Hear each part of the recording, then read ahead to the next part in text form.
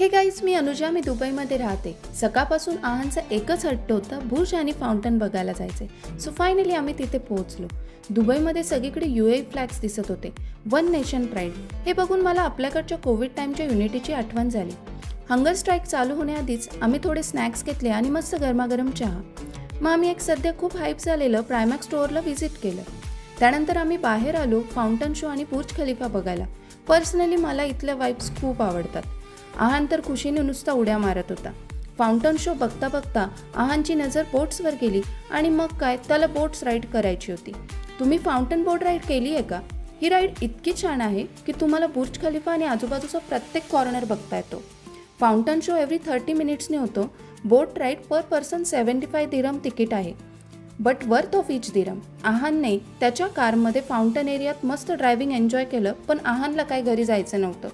पण आम्ही त्याला कसंबसं समजून आम्ही घरी पोहोचलो